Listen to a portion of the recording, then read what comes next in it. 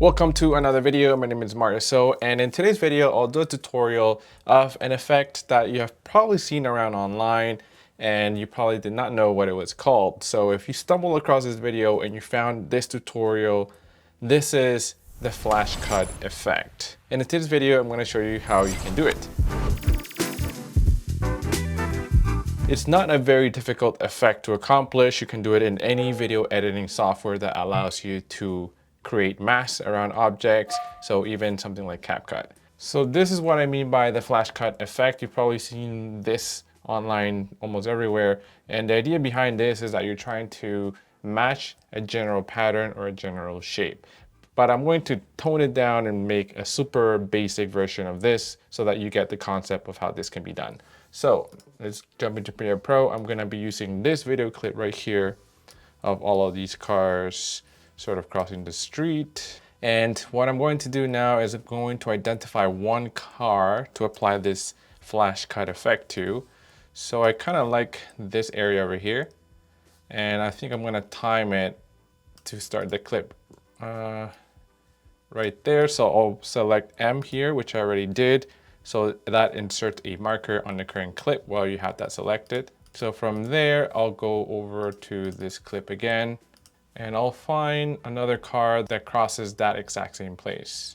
So hit I to create an in point, and about there, out point.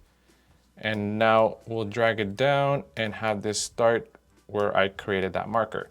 The third clip I'm going to use is from the same clip, but a different start time. And I'm going to use that red car here. As soon as it passes that line, that's when I'm going to create that end point and out point right there. And I'm going to add it on top. And let's trim clip number 2. So if you watch this now, you don't see anything, nothing's happening, but this is where the magic happens. So I'm going to select the top clip right here, go into Effect Controls, Opacity, select the pen button, and let's zoom in here on this red car and create a general mask around it. It doesn't have to be perfect because the effect happens so fast that, and there's motion blur, that you don't really have to worry about being perfect with this mask.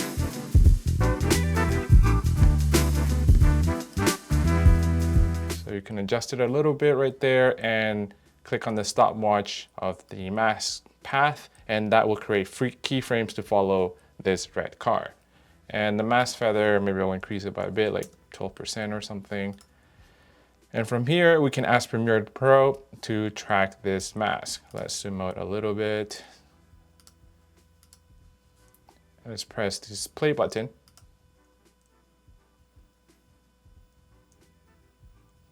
And it's sort of tracked it, yeah. For the most part, it did. So there is something here at the bottom that is not quite right, but we'll fix that in a bit. So let's turn this layer off. So now we go to this other car right here. And the same thing, we'll create a mask around it.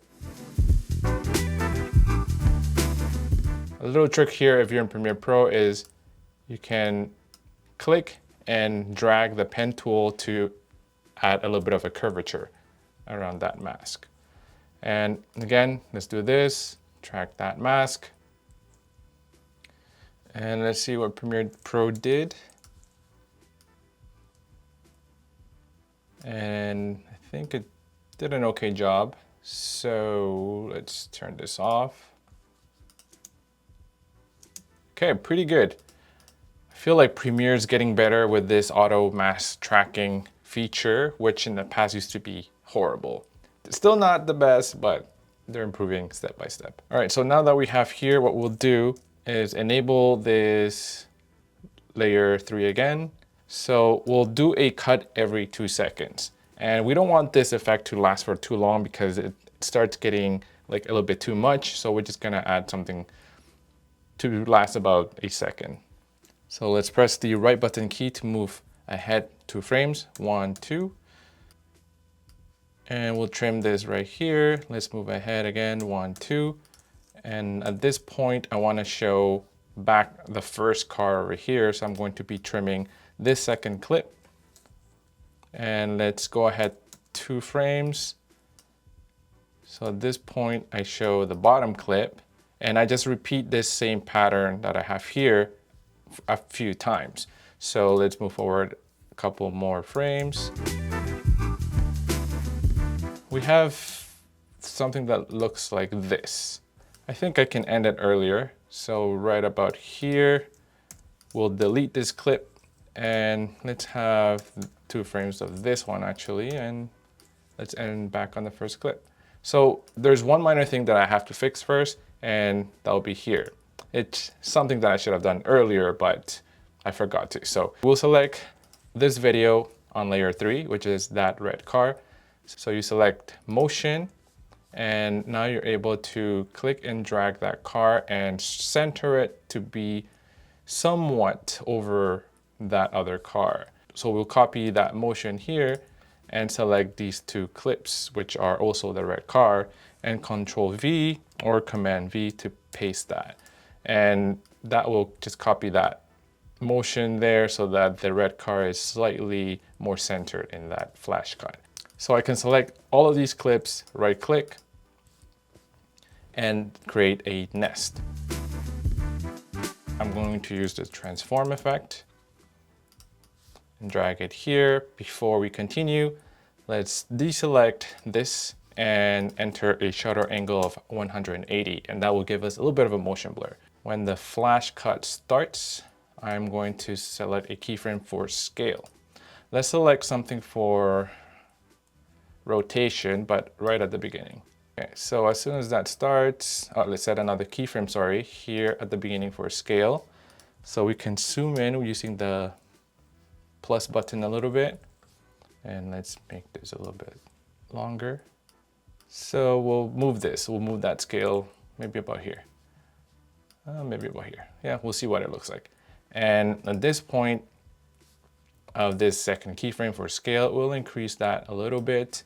And at this point as well, we'll increase that rotation ever so slightly. So I actually wanted to zoom more into that flash cut so we're able to see more of that car. So we're going to create a keyframe for position over here. And let's move back a little bit, have another keyframe there, and move forward here. And now we're going to adjust that position of that car to be a little bit more centered.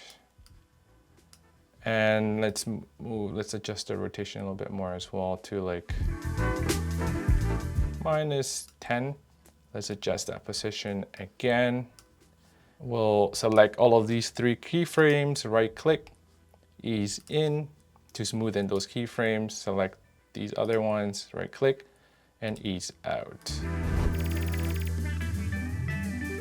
So that is how you create a flash cut effect. This can be applied to a variety of different types of videos. You can do it with people, with objects, with signs, with shapes, everything that you find. And it's a really cool effect to do, and it's not very, very difficult. But you do have to think about it in advance and use it tactfully. Don't overdo it. Don't do like an entire 30 seconds of flash cutting. It will get your audience dizzy. Thanks again for being here. Thanks for watching. And if you haven't subscribed already, it would be greatly appreciated if you hit that subscribe button. And here are a couple of videos you could probably watch next, and I'll see you there.